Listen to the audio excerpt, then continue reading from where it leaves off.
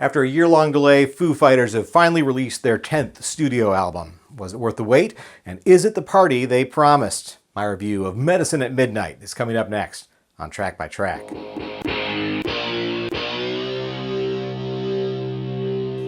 Hey everybody, my name's Kyle and this is Track by Track, music reviews, news, and commentary.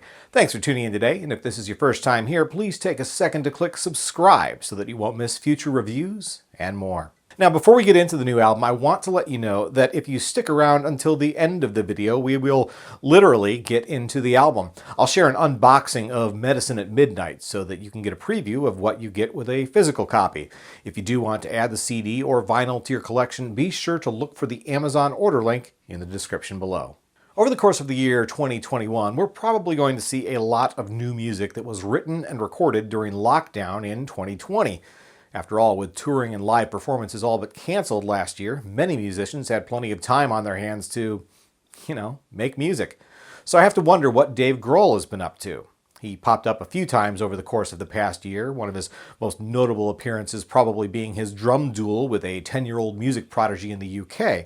But when Foo Fighters showed up as the musical guest on the November 7th episode of Saturday Night Live, it wasn't to premiere new music written during the pandemic. Rather, it was to debut a new song written and recorded not long before the pandemic began. Shame, Shame was the debut single from Medicine at Midnight, an album of new music originally planned to be the centerpiece of the band's 25th anniversary tour in 2020, but ultimately delayed until now. That news was disappointing to hear. Disappointing that the tour got postponed? Yeah, absolutely. But honestly, disappointing to know the band had a whole album completed back at the beginning of 2020, an album they intended to release that summer, but they decided to sit on it until February 2021. As much as 2020 was widely considered to be I believe dumpster fire is the official name, I think a new Foo Fighters album at least would have had the potential to make the year suck just a little less. But maybe we're getting ahead of ourselves here. After all, whether the album dropped in 2020 or 2021, what matters most is it actually any good? Thankfully, the answer to that question is a resounding yes. After the messy mishmash of music from 2014's Sonic Highways, Foo Fighters started to redeem themselves on 2017's Concrete and Gold and have continued the upward momentum now on Medicine at Midnight. When the record was announced, Dave Grohl described it as a party album. Then the band released the least party-sounding track possible as the first single. We'll get to that song in a minute, but let's talk about the album's opening number because this is a party. Making a Fire truly sets the tone for what the majority of the album will be, which is indeed a very retro-influenced party rock album. Here the band practically steals a page from Lenny Kravitz, who practically stole the page from the Guess Who. I really love the melody here and the great guitar sound.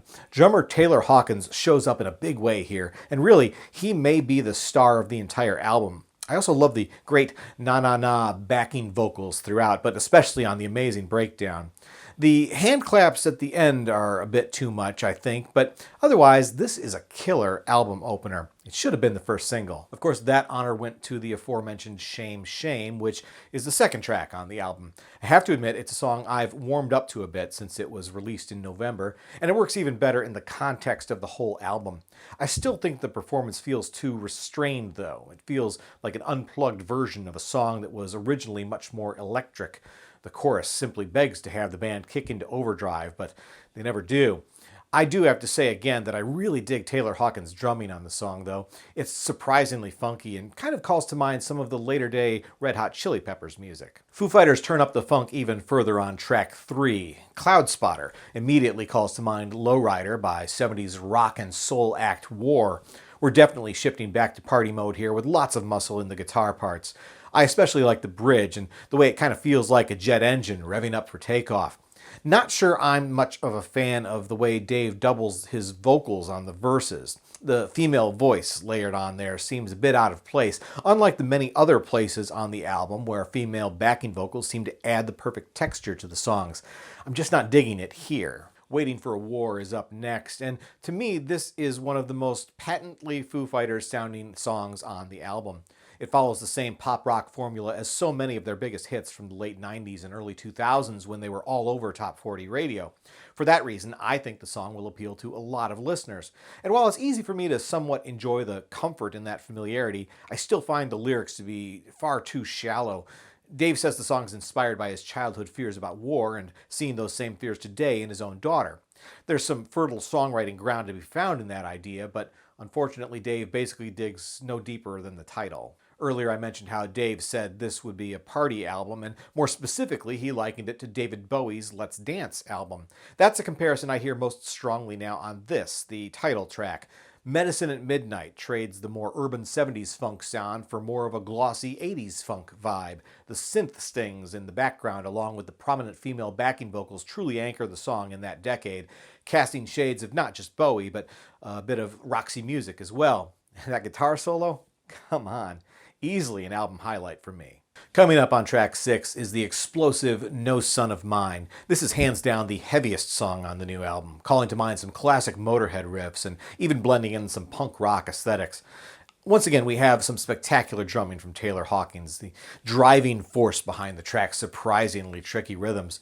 Yet for all of the bombast of the song, it's easy to miss some of the subtle nuances. I really love the playful stereo mix of the song that really pops over headphones, and the gospel-esque background vocals on the chorus are perfectly blended. They're almost easy to miss, which is what helps make them work so well as opposed to feeling out of place.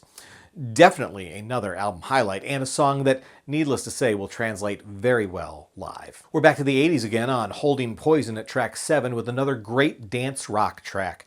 This one is the perfect blend of classic pop rock Foo Fighters with an infectious retro vibe. I love the punchy guitar riffs that kind of channel the old MTV theme. Those riffs are paired perfectly with a soaring counter melody on the chorus, and once again Taylor Hawkins shows up in a big way. The percussion breaks on this song are like, what? I have to say that the bridge is a bit of a left turn for me. It's super self-indulgent, but at the same time it's a lot of fun, so I'm happy to let it slide. I'm not sure what to make of the next song, Chasing Birds, at track 8. I mean, I never thought I'd hear Foo Fighters channel the Bee Gees. Now, mind you, I'm not talking disco Bee Gees. This is more like How Do You Mend a Broken Heart Bee Gees. Chasing Birds certainly finds the band in a 70s AM Gold ballad mode here, mixing in a bit of 10cc as well as perhaps a touch of Woman by John Lennon. Musically, it's perhaps the most out-of-place song on the album, narrowly beating out Shame Shame for that distinction. It feels more like a technical exercise than an effort at songcraft. That's further reinforced by the banal lyrics and chorus built around the uber-cliche line, "The road to hell is paved with good intentions." The 70s flavor of the track manages to justify its existence in the song cycle, but only barely. For me, this is the album's low point. Thankfully, the band manages to bring it all back home for the final track. Love Dies Young starts out fairly cliche both musically and lyrically, but when the beat drops, they quickly turn things around. The song develops into one of the most propulsive tracks on the entire album, once again pairing a solid guitar riff with an exquisitely soaring counter melody. All in all, the song is pretty great musically. However, I have to say that the bridge is a total dud, which is probably a factor in why the song does start to overstay its welcome around 3 minutes in. It should also be said that the song is utterly lacking in originality from a lyrics perspective, but, you know, who cares about words, right? Anyway, I do love how the track builds to a truly satisfying climax befitting of an album closer. I think it would work well as a closing number in concert, too. I could totally hear the band tearing it up on this song, hitting that cold cut at the end, followed immediately with Dave's "Thank you, good night." Now, earlier I mentioned how many artists spent the pandemic at home writing new music, but of course we know that that was not the genesis of this new album. Of course, it does make me wonder if, in fact, Dave Grohl may have been similarly productive. Between Dave's viral drum battles, his SNL appearance, his Rock and Roll Hall of Fame speech, and a performance for President Biden's inauguration, was Grohl possibly already at work on album 11? After all, Medicine at Midnight should have been a 2020 release, which would have been in keeping with their 3-year average gap between albums. It would be nice to think we could see another album as soon as 2022, or even later this same year. And by the way, I mentioned the Rock Hall of Fame a moment ago. Foo Fighters are finally eligible for induction the first time this year, so that could be something extra special for the guys to celebrate. Regardless of all of that speculation, what we have with the new album is very much a return to form for the band in terms of quality, if not an almost entirely new form from them from a musical perspective. It's safe to say we've never heard Foo Fighters sound quite the way they do on at least half the songs on this album. And hats off to Taylor Hawkins, who strikes me as perhaps the MVP here, with some of the best drumming of his career. No doubt, I was skeptical about what this new album might be, hearing Dave call it a party album, but then sharing some of the least festive tracks as singles. And yes, it would have been a bright spot in 2020's bleak landscape if the band had gone ahead and released the album then as they'd originally intended. Instead, we have what may turn out to be one of the best rock albums of the year 2021. So I'm giving Medicine at Midnight an X rating of 8 out of 10. Though lyrically shallow, it's musically deep and a heck of a lot of fun. And maybe, just maybe, that's the best kind of party.